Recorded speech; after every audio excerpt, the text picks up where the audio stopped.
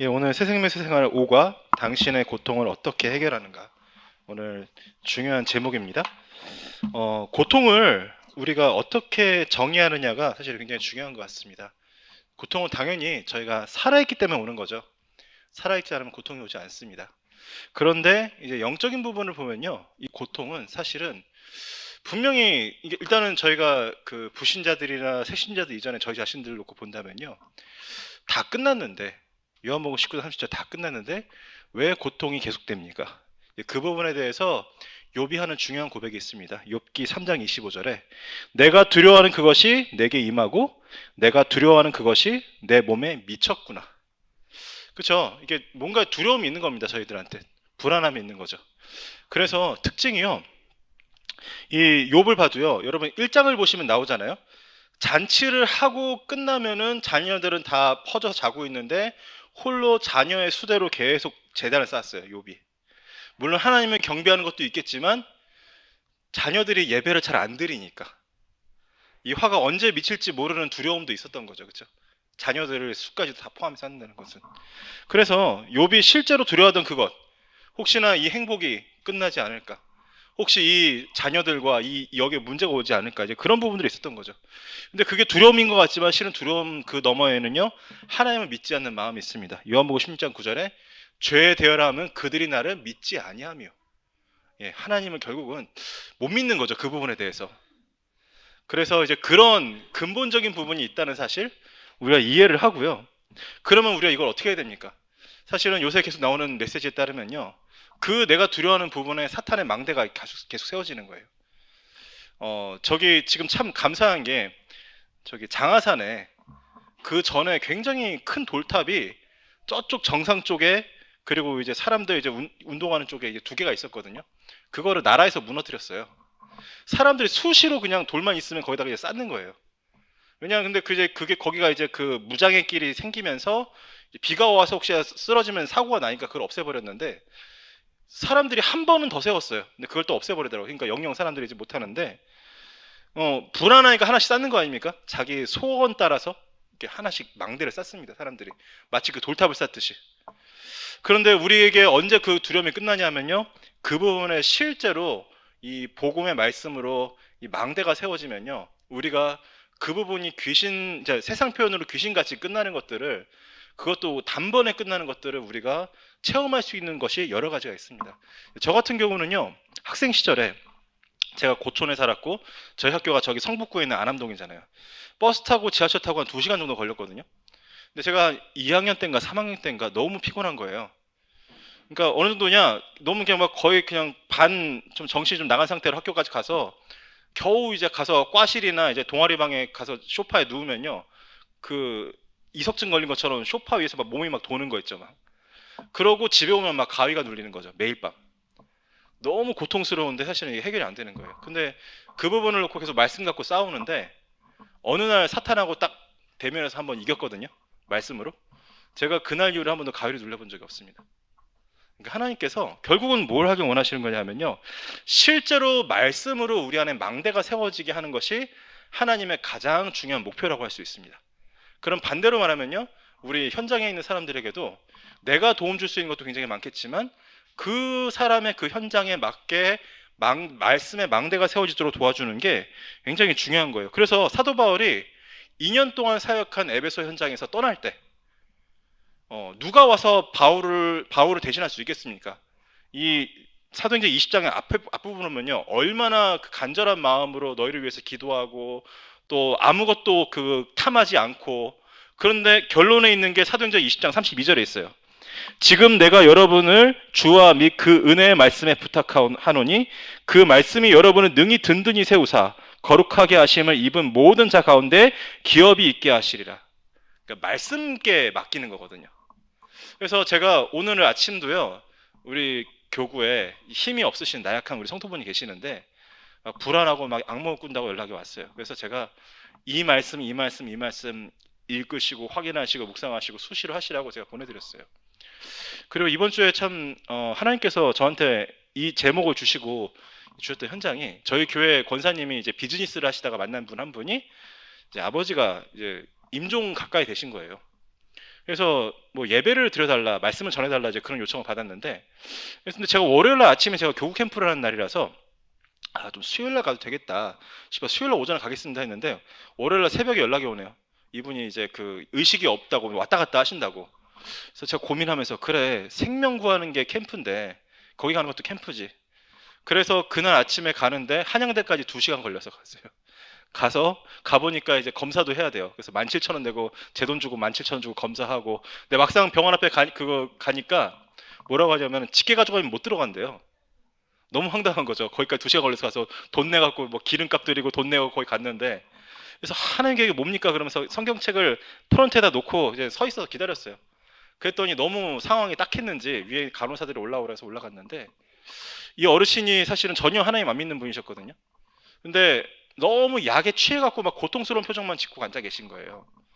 그래서 거기다가 제가 이제 찬양을 하고 이제 그 영접에 대한 중요한 말씀들 말씀드리고 외워드리고 그리고 이제 기도해드리고 말씀 전하고, 사실은 제가 나올 때까지 굉장히 고통스러운 모습으로 계셨어요.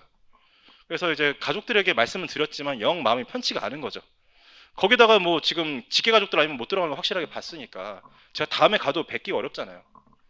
근데 이제 자꾸 저한테 이렇게 무리한 요구를 하시더라고요.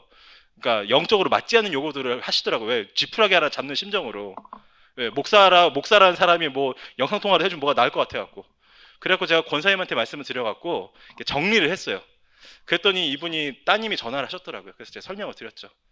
어, 영적으로 보면은 제가 가는 거나 제가 여기 있는 거랑 하나님 역사하시는 건 똑같습니다.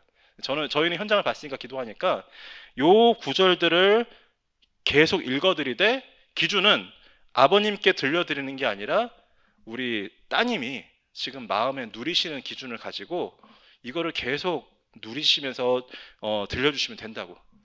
분명한 사실은 뭐냐, 목숨은 하나님 손에 있지만 근데 최소한 가장 근본적으로 다 빼도 하나님이 우리한테 평안하지 않은 걸 주실 리는 없습니다. 근데 제가 봤던 그 아버님의 모습이 그렇게 평안하지 않았거든요. 너무 고통스러운 모습이었거든요. 그리고 저한테 전화하시는 그 모습도 그거였어요. 그랬는데 그러고 나서 그게 오전이었는데 밤에 전화가 왔어요. 영상통화가. 아버님이 굉장히 사실은 평안한 모습으로 계시는 거예요. 그래서 그 밤에 이제 다시 이제 그 말씀 전해드리고 다시 영접하고. 근데 오늘 아침에 또 새벽에 그 선교대 가기 또 전화가 왔네요. 마침 또 우리 성도들 옆에 계셨고 목사님도 계셨는데 굉장히 편안하게. 그래서 이게 보니까 입을 못 여시는 상황인데 이분이 구원받았다는 게 좀 눈에 보일 정도로 사실은 그렇더라고요.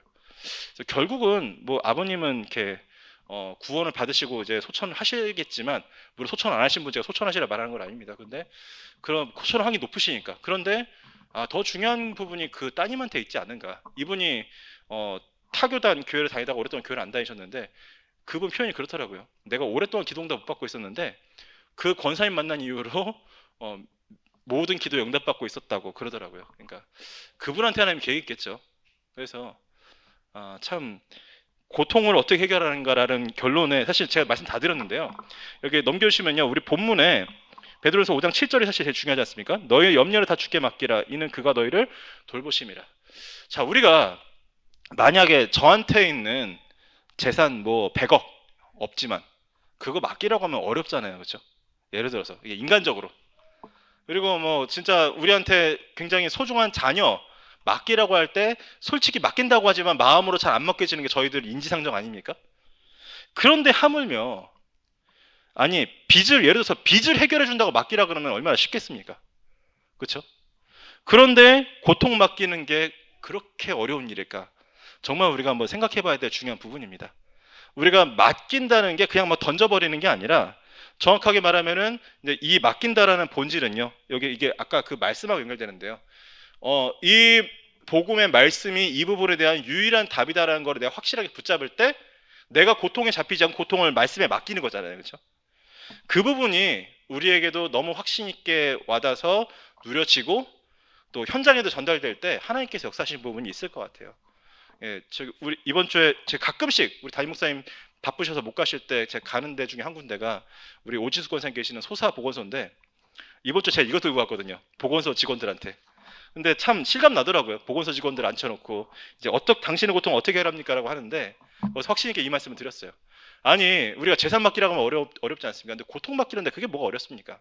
주인께 말씀께 확실하게 맡기자고. 예, 그렇게 그 전하고 왔는데 하나님께서 말씀을 하시겠죠. 한 두 분 정도 좋으시더라고요. 뭐 다 이제 그 상황이 그러겠지만 그런데 굉장히 중요한 현장 아닙니까? 그래서 우리가 현장에서 내가 누리는 만큼 이게 편안하게 확신 있게 전달되는 것 같아요. 똑같은 말씀이지만. 그래서 실제 우리가 맡게 될 이유가 뭡니까? 8절에 근신하라 깨어라 너희 대적 마귀가 우는사자같이 두루다니며 삼킬자를 찾나니. 그러면서 이제 넘겨주시면 10절에 이게 저희가 지난 1년에 오는 중요한 언약 중 하나지 않습니까? 잠깐 고난당한 너희를 친히 운전하게 하사 굳건하게 하시며 강하게 하시며 털을 견고하게 하시리라. 그렇죠? 그래서 우리에게 주시는 고통이라면 고통 그 자체가 목표가 아닙니다. 내가 만약 평안하지 않다면 평안하지 않은 그 자체가 목표가 아니에요. 하나님은 그 부분에 나한테 문제가 있다는 것을 사인으로 알려주시고 그거를 말씀의 망대로 바꿔서 든든하게 하시는 것이 하나님의 목표인 겁니다. 그래서 우리가 그 눈을 가지고 내 사건도 보고 그 눈을 가지고 우리 현장에 있는 모든 분들을 볼 수 있을 때 아 이게 문제가 아니라 기회구나 하는 부분들을 우리가 답으로 누릴 수가 있거든요. 그래서 서론으로 가겠습니다. 속임수, 사탄, 환경 근데 다 중요하지만 네 번째 게 제일 중요하죠. 자신에게 속지 말아야 된다. 예, 우리가 너무 자신에게 속으니까 그 자신에게 속는 부분이 아까 말씀드린 그 두려움입니다. 내 수준대로 하나님이 판단하고 내 수준대로 이게 응답이 안 올 것 같으니까. 그래서 우리가 만약에 이제 평생에 해결이 안 되는 문제가 있다. 하나님께서 그거를 왜 쉽게 해결을 안 하시느냐? 그냥 해결되면은요 저희한테 두려움이 남아요. 그때는 괜찮다가 또 문제가 오다가 왔다 반복하면은 괜찮을 때도 또 문제가 오지 않을까 걱정을 하거든요. 근데 우리에게 말씀의 망대가 굳건하게 세워져 있으면요 더 이상 그 부분에 대한 두려움이 없습니다. 왜? 안 오는 경우도 많고 와도 이길 수 있는 분명한 확신이 있기 때문에. 그래서 모든 사람이 나름 고통과 문제를 가지고 있지만 하나님은 원래 인간을 영원히 행복하도록 창조하셨어요. 그런데 인간이 하나님을 떠나서 고통에 빠지게 되었고 하나님은 이런 고통 가운데 인간의 문제를 해결하고 구원하셨습니다. 그래서 구원하신 그 내용을 우리가 말씀을 통해서 실제 누리는 겁니다. 그래서 1번으로 넘어가겠습니다. 인간의 고통은 언제 시작되었으면 언제 끝납니까? 창세기 3장 5절에 나온 것처럼 너희가 그것을 먹는 날에는 너희 눈이 밝아져. 예, 저희가 이게 진짜 그러니까 분명한 게 뭐냐면요. 굳이 안 알아도 되는 게 있어요. 내가 판단 안 해도 되는 게 있어요. 모든 것이 그리스도 안에 있으면 다 괜찮고 그리스도 밖에 있으면은 문제인 게 아니라 그리스도 안으로 와야 될 중요한 응답인데 우리는 자꾸 우리 눈을 밝혀갖고 이게 맞느니 틀리니 사실은 우리는 그런 거 많이 따지거든요. 그런데 복음과 말씀 안에 분명하게 확신 있게 있으면요 사실은 고민할 게 별로 없습니다.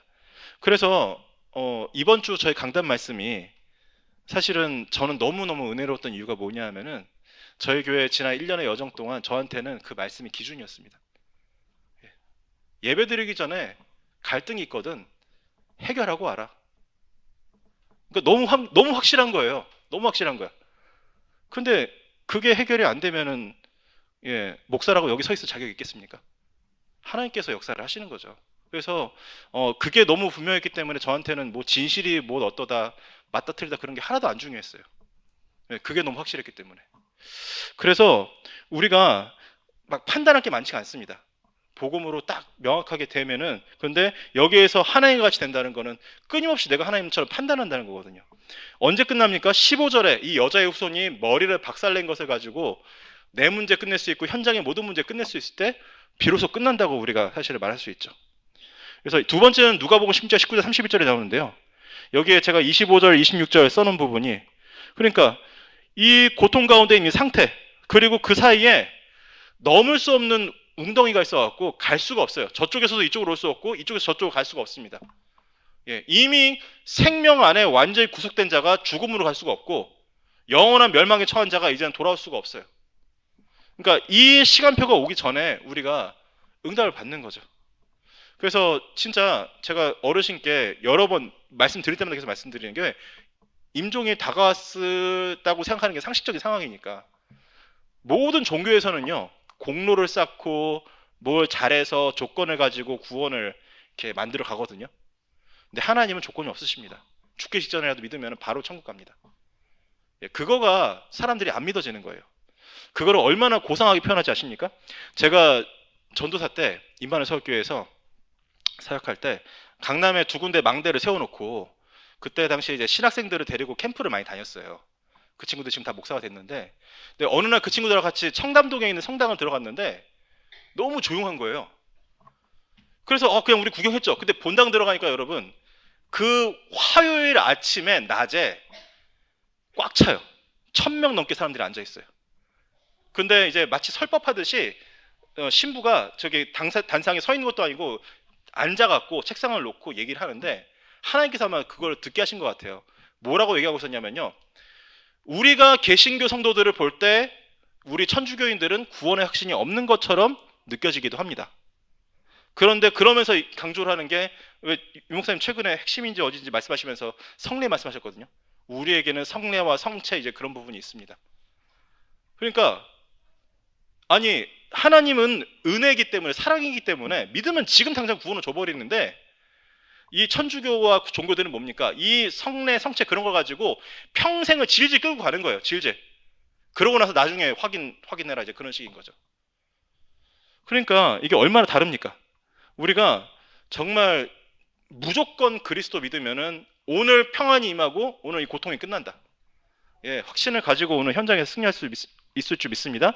이번에 인간의 고통은 언제 시작되었는가? 창세기 3장 1절에서 6절에요. 시작이, 그러니까 1절을 보면요, 굉장히 중요한 것들이 많이 나와요. 뱀은 여호와 하나님이 지으신 들짐승 중에 가장 간교하죠. 오랫동안 사실은 계획하고, 그리고 저는 이 사건이 이때 일어난 게 아니라 이미 오랫동안 하와가 뱀이랑 이미 친해져 있었어요. 친해진 상태입니다. 간교하게 이미 하와보다 더 잘 알고 있고, 근데 딱 찌르는 거예요. 하나님이 참으로 너희에게 동산 모든 열매를 먹지 말라 하시더냐. 왜 우리 아이도 그럴 수 있거든요. 주일날 그 친구들이나 뭐 학교에서 어디 가는데 못 갈 때 하나님이 나를 아무것도 못하게 했어. 그렇죠? 엄마는 그냥 공부하고 있니 물어봤는데 엄마는 나한테 아무것도 하지 못하게 하고 공부만 하게 해. 그렇게 생각하잖아요. 그런 걸 파고드는 거예요. 그런 식으로. 그렇게 시작이 되죠. 그러면서 어디까지 갑니까? 이 두 번째 보면 요한복음 8장 44절에 너희 아비 마귀 완전히 운명으로 구속해서 이제는 이게 고통스러운 이유가 뭐냐? 죽었는데 살아있잖아요. 그러니까 불신자 고통스러운 겁니까? 고통스러운 거죠. 죽었는데 살아있고, 그리고 의지할 곳이 없기 때문에 지금 우리는 전혀 불안할 필요가 없는 모든 것들을 다 불안해하면서, 그러면서 헷갈리면서 근심하면서 살아가는 거예요.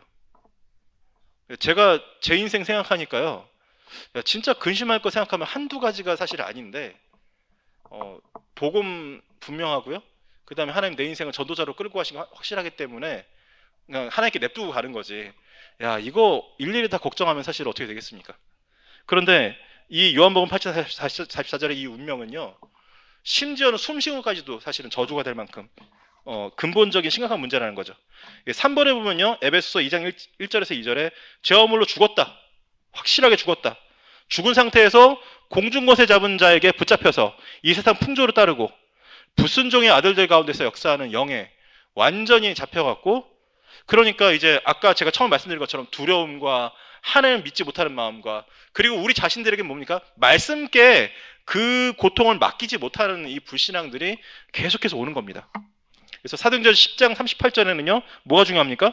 마귀에게 눌린 모든 사람, 이게 사도행전 10장이 이 말씀이 베드로가 고넬료의 집에 가서 전하는 말씀인데요, 마귀에게 눌린 모든 자들을 고치시는 이 그리스도의 능력, 예, 우리가 그거를 오늘 붙잡는 겁니다. 그럼 어떻게 해결됩니까? 3번입니다.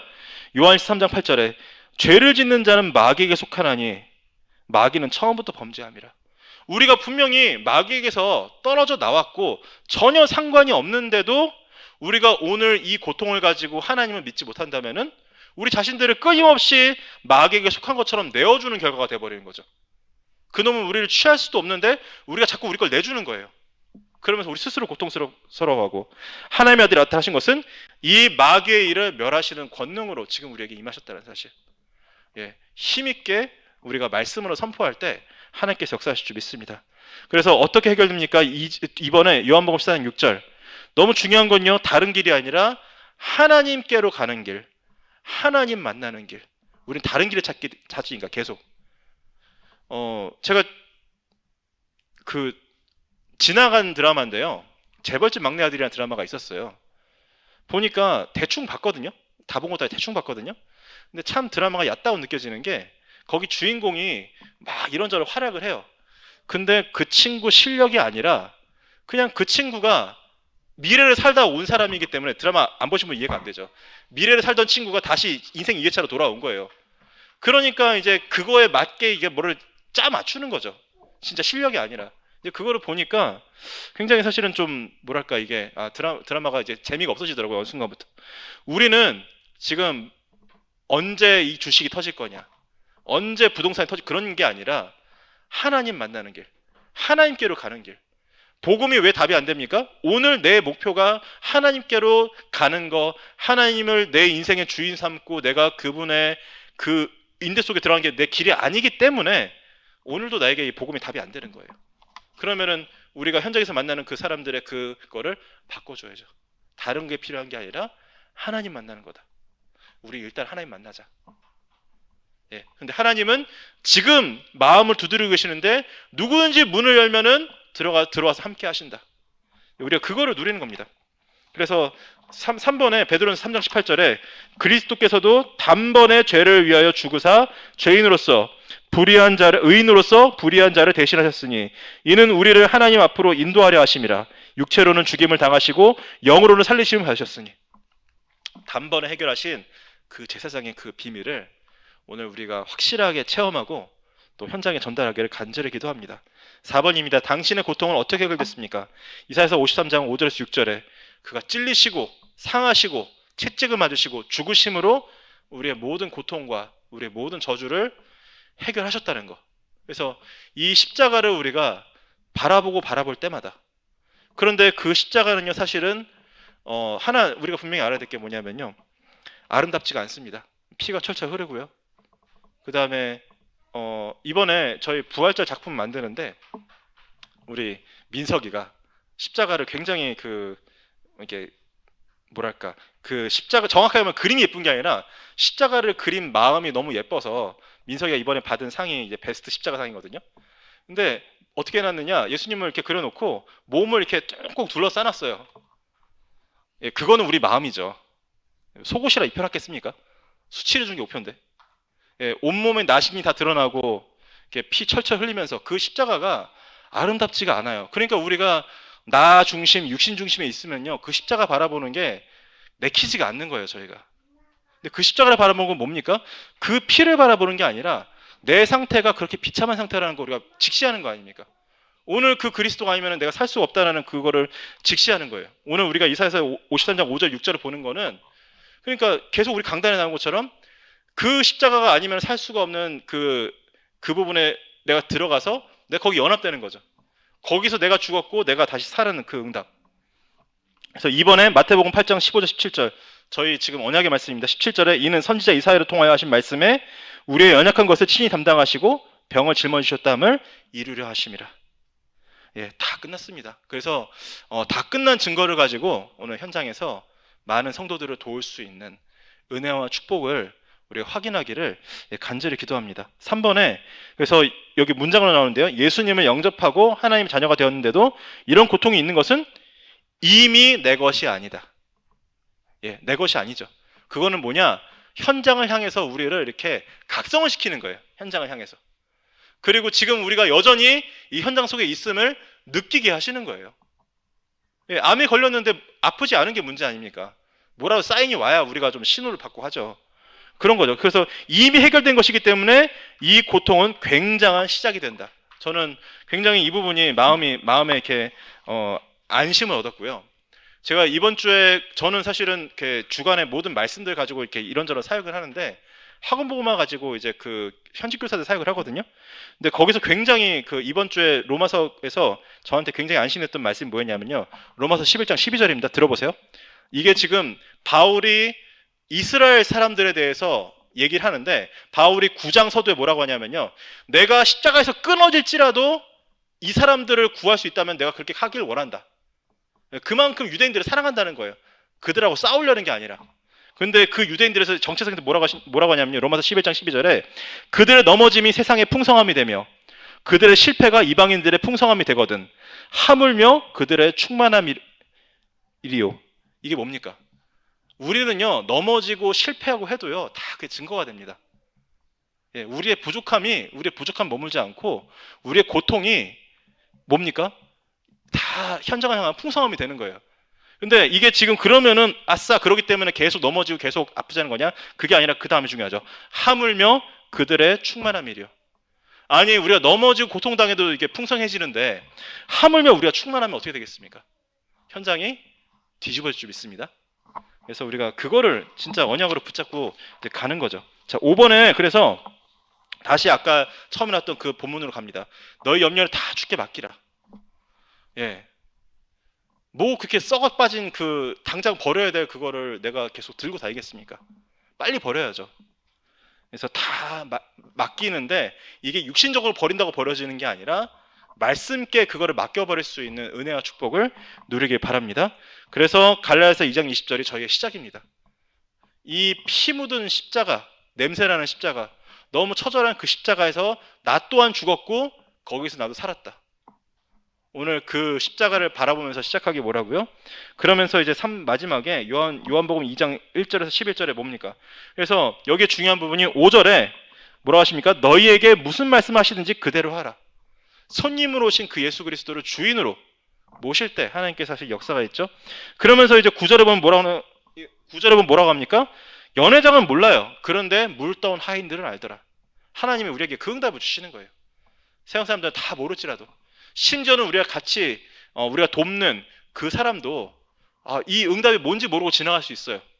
그러나 그 자리에 있던 저희는 압니다. 이게 그리스도의 역사구나. 이게 말씀의 역사구나. 그렇죠. 우리가 여기 살아있기 때문에 흑암이 꺾이기 때문에 이 지역이 지금 많은 수혜를 입고 있는데 그들은 모릅니다. 그러나 저희는 알고 있죠. 지금 이제 교구 캠프를 하면서 느끼는 건데요.